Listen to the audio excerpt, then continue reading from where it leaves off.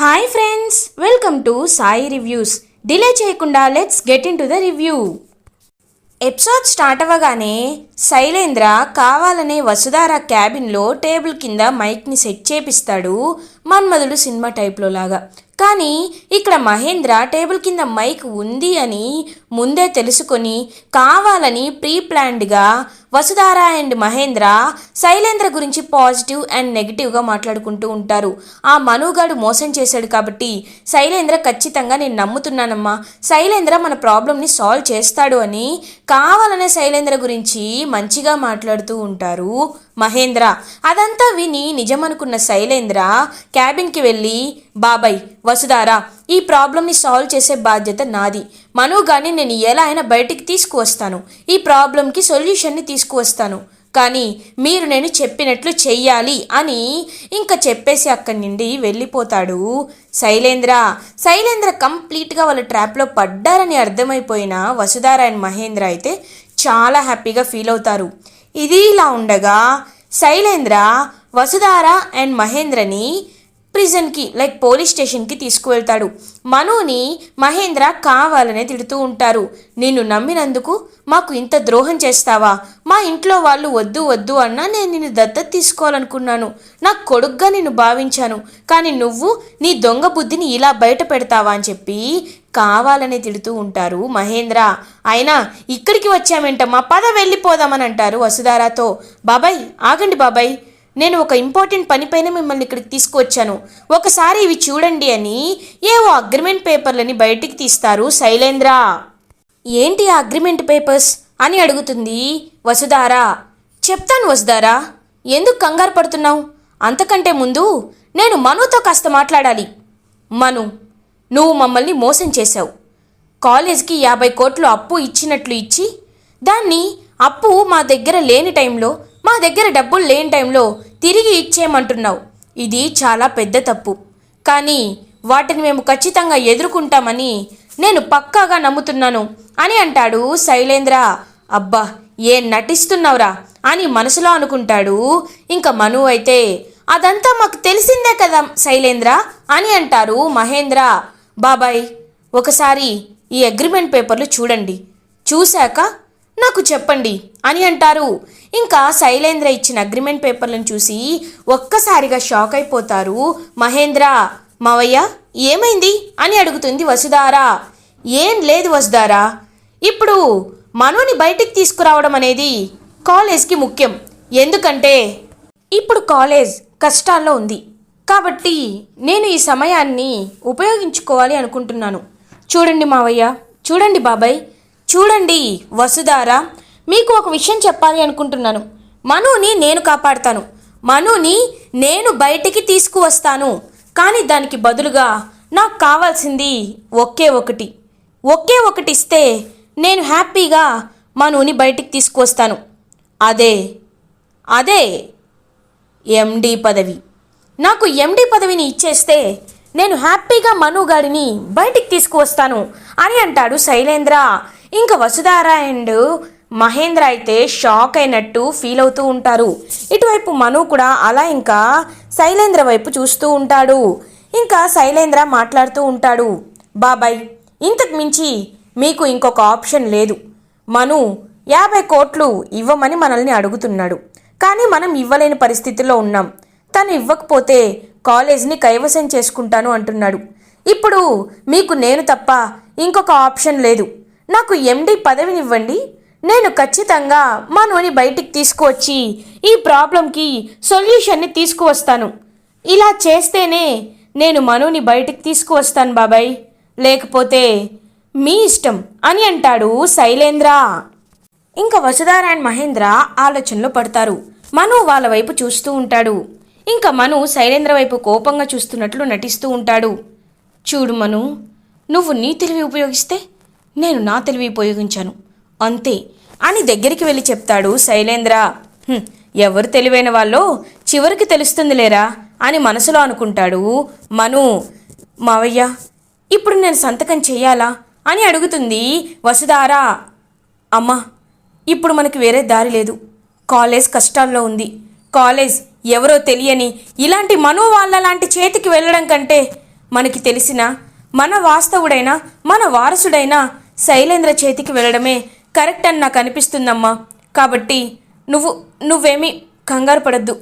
ఖచ్చితంగా శైలేంద్ర ఈ సమస్య నుండి మనల్ని బయటపడేస్తాడు. కాబట్టి సంతకం చెయ్యమ్మా వసుధారా అని అంటారు ఇంకా వసుధారాతో మహేంద్ర. కానీ వసుధారా మాత్రం నాదొక కండిషన్ అని అంటుంది. ఏంటి అని అడుగుతాడు శైలేంద్ర. ఈ పేపర్స్ నా దగ్గరే ఉంటాయి అని అంటుంది వసుధారా. ఎందుకు అని అడుగుతాడు శైలేంద్ర. చూడు శైలేంద్ర, ఇప్పుడు తను ఒప్పుకోవడమే చాలా ఎక్కువ. అలాంటిది నువ్వు ఈ కండిషన్కి కూడా ఒప్పుకోకపోతే నేనేమీ చేయలేను అని అంటారు మహేంద్ర. ఇప్పుడు పేపర్స్ తన దగ్గర ఉంటే ఏంటి, నా దగ్గర ఉంటే ఏంటి, అయినా వసుధారా మోసం చేసే టైప్ కాదు అని మనసులో అనుకుంటాడు శైలేంద్ర. ఇంకా శైలేంద్ర వైపు మను, వసుధార, మహేంద్ర అలా చూస్తూ ఉంటారు. సరే, పేపర్స్ నీ దగ్గర ఉంచుకో, కానీ ఈ కండిషన్ గుర్తుంది కదా, నాకు మీరు మాట ఇచ్చారు. ఒక్కసారి ఈ ప్రాబ్లం సాల్వ్ అయిపోగానే మను బయటికి రాగానే నాకు ఎండి పదవిని మీరు ఇవ్వాలి, సరేనా అని అంటాడు శైలేంద్ర. వినడానికి కాస్త కష్టంగా ఉంది శైలేంద్ర, కానీ ఇస్తాం, తప్పుతుందా? పదవి వేరే వాళ్ళ చేతికి మన కాలేజ్ వెళ్లకుండా ఉండాలంటే చేయాల్సింది ఇదే కదా అని బాధపడుతున్నట్టు నటిస్తూ ఉంటారు ఇంకా శైలేంద్రతో మహేంద్ర. సరే బాబాయ్, ఇంక నేను వెళ్తాను, నా పనిలో నేను ఉంటాను, మీరు కూడా వెళ్ళిపోండి అని చెప్పి అక్కడి నుండి వెళ్ళిపోతాడు శైలేంద్ర. ఇంకా శైలేంద్ర వెళ్ళిపోగానే ముగ్గురు నవ్వుకుంటూ ఉంటారు, Manu, Vasudhara and Mahendra. Manu, sir, madam, మీరు చాలా మంచి వర్క్ చేశారు.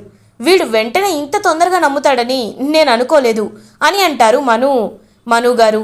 ఒక్కసారి మేము ఏ పనిలో అయినా దిగాము అంటే అది సక్సెస్ అయ్యేంత వరకు బయటికి రాము. ఇప్పుడు వీడు మనల్ని కంప్లీట్గా నమ్మడం మొదలుపెట్టాడు. కాబట్టి ఇంకా ఖచ్చితంగా మనమేమీ చేయక్కర్లేదు, వాడే రాజీవ్ని వెతికి మరీ పట్టుకొని ఇక్కడికి తీసుకువస్తాడు అని అంటారు వసుధార. మను గారు, ఇంకా మీరు కంగారు పడకండి, ఖచ్చితంగా ఒక 2-3 రోజుల్లో మీరు బయటికి వచ్చేస్తారు అని చెప్పి ఇంకా హ్యాపీగా ఫీల్ అవుతుంది వసుధార. ఇది ఇలా ఉండగా దేవయాని ఆలోచిస్తూ ఉంటుంది. శైలేంద్ర చెప్పిన మాటల్నే గుర్తు చేసుకుంటూ ఉంటుంది. శైలేంద్ర నాకు చెప్పకుండా ఏమీ చేయడు, అలాంటిది ఇప్పుడు శైలేంద్ర నా దగ్గర ఏదో విషయాలు దాచిపెడుతున్నాడు. ఏం విషయాలు దాచిపెడుతున్నాడు? నిజంగా ఆ రాజీవ్ గాడు బ్రతికే ఉన్నాడా? శైలేంద్ర మొహం చూస్తుంటే వాడు బ్రతికే ఉన్నాడు, వీడు ఆ విషయం దాచిపెడుతున్నాడు అనే విషయం అర్థమవుతుంది. కానీ అదైతే నా దగ్గర ఇన్ని రోజులు దాచే అవకాశం లేదు. కానీ ఇంకేదో విషయాన్ని దాచిపెడుతున్నాడు. ఎప్పుడూ అన్నీ చెప్పుకునే శైలేంద్ర ఈ విషయాన్ని ఎందుకు నా దగ్గర దాచిపెడుతున్నాడు? వీడికి ఎందుకు ఇలా చేస్తున్నాడు? ఎందుకు నా కొడుకు నా దారి తప్పుతున్నాడు అని చెప్పి ఇంకా ఆలోచిస్తూ ఉంటుంది దేవయాని. అదే టైంకి కరెక్ట్గా ఇంకా ధరణి అయితే అలా చూస్తూ ఉంటుంది దేవయాని వైపు. ఖచ్చితంగా వసుధార వాళ్ళు వేసిన ప్లాను వర్కౌట్ అవుతున్నట్టుంది. అందుకే మా వారు ఏం జరిగినా ఎప్పుడూ అత్తయ్యతో చెప్పేవారు, కానీ ఇప్పుడు చెప్పటం లేదు. అంటే దాని అర్థం వసుధార వాళ్ళ ప్లాన్ సక్సెస్ అయినట్టే అని హ్యాపీగా ఫీల్ అవుతుంది ధరణి. ఇది ఇలా ఉండగా శైలేంద్ర పక్కకి వచ్చి రాజీవ్కి కాల్ చేస్తాడు. హలో బ్రదర్ అని అంటాడు. ఏంటి భయ్యా, ఏంటి కొద్ది రోజుల నుండి కాల్ చేయటం లేదు, ఏమైంది అని అడుగుతాడు రాజీవ్. ఏమీ కాలేదు, నువ్వు సేఫ్గానే ఉన్నావు కదా అని అడుగుతాడు శైలేంద్ర. నేను సేఫ్గానే ఉన్నాను భయ్యా, నువ్వు కాల్ చేయకపోయేసరికి అక్కడ ఏదైనా మ్యాటర్ లీక్ అయిందేమోనని నేను భయపడ్డాను అని అంటాడు రాజీవ్. లేదు, అలాంటిదేమీ లేదు, కాకపోతే మనం ఒకసారి కలవాలి అని అంటాడు శైలేంద్ర. కలవాలా? అయితే వచ్చేసే భయ్యా, నేను ఎక్కడున్నానో నీకు తెలుసు కదా అని అంటాడు శైలేంద్రతో రాజీవ్. లేదు, మీ ఇంటి దగ్గర అయితే ప్రాబ్లం అవుతుంది, నీతో ఒక ఇంపార్టెంట్ విషయం మాట్లాడాలి, కాబట్టి నేను చెప్పినట్లు ఒక లొకేషన్కి రా అని ఇంకా లొకేషన్ పంపిస్తాడు శైలేంద్ర. కానీ ఎందుకు భయ్యా అని అంటాడు రాజీవ్. చెప్తాను కదా, నువ్వు త్వరగా రా అని చెప్పి ఇంకా శైలేంద్ర అయితే రాజీవ్ని ఒక ప్లేస్కి రమ్మని చెప్తాడు. ఏంటి వీడు ఎప్పుడు నన్ను ఇక్కడికి వచ్చి కలిసి మనం కలవకూడదు, మాట్లాడుకోకూడదు, నువ్వు బ్రతుకున్నావని బయట తెలియకూడదు అని అంటూ ఉంటాడు. కానీ వీడివాళ ఇక్కడికి రా, నీతో కొంచెం మాట్లాడాలి, ఫోన్లో చెప్పే విషయం కాదంటున్నాడు. అంటే నాకు తెలియకుండా ఏదైనా జరుగుతుందా? 3 రోజుల గ్యాప్ తర్వాత సడన్గా కాల్ చేశాడంటే ఒకవేళ భయ్య దొరికిపోయాడా? లేదులే, నాకంటే చాలా మోసగాడు ఈ భయ్య. వీడెందుకు దొరుకుతాడు? దొరకడు. కాకపోతే ఏదో ఉంది, నా జాగ్రత్తలో నేను ఉండాలి, ఉంటాను అని చెప్పి ఇంకా అలా రాజీవ్ అయితే ఆలోచిస్తూ ఉంటాడు శైలేంద్ర గురించి. ఇది ఇలా ఉండగా నైట్ అవుతుంది. ఇంకా శైలేంద్ర ఒక ప్లేస్కి వెళ్తాడు, లైక్ చీకటిగా, లైక్ నైటే కాబట్టి చీకటిగా ఒక మారుమూల ఒక నిర్మానుష్యమైన ప్లేస్కి వెళ్తాడనమాట శైలేంద్ర. ఇంకా ఏంటి వీడు ఇంకా రావట్లేదని వెయిట్ చేస్తూ ఉంటాడు. అదే టైంలో మాస్క్ పెట్టుకొని శైలేంద్ర దగ్గరికి రాజీవ్ వస్తాడు. హాయ్ భయ్యా, గెటప్ బాగుందా అని అడుగుతాడు. అబ్బా, ఈ గెటప్లు ఎన్ని రోజులు వేస్తావు బ్రదర్, నీకు బోర్ అనిపించట్లేదా అని అంటారు. నా మరదలి కోసం నేను ఏదైనా చేస్తాను భయ్యా అని అంటాడు రాజీవ్. ఇంకా శైలేంద్ర అయితే రాజీవ్తో మాట్లాడుతూ ఉంటాడు. చూడు బ్రదర్, నాకు నువ్వు ఒక హెల్ప్ చేయాలి అని అంటారు. ఏంటి భయ్యా చెప్పు, ఏం హెల్ప్ చేయాలి అని అడుగుతారు. అది అది అని చెప్పి ఇలా ఇంకా సైగ చేస్తాడనమాట శైలేంద్ర వెనకాల ఉన్న వాళ్ళకి. వెంటనే వెనకాల నుండి ఒక రౌడీ వస్తాడు.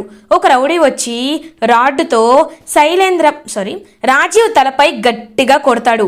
ఒక్కసారిగా రాజీవ్కి దెబ్బ తగులుతుంది. రేయ్ ఎవర్రా నువ్వు అని రాజీవ్ ఆ రౌడీని కొట్టడానికి వెళ్తూ ఉంటాడు. బ్రదర్ ఎవడు వాడు అని చెప్పి శైలేంద్రకి ఏమి తెలియనట్లు నటిస్తూ ఉంటాడు. కానీ సైగ చేస్తూ ఉంటాడు ఆ రౌడీకి.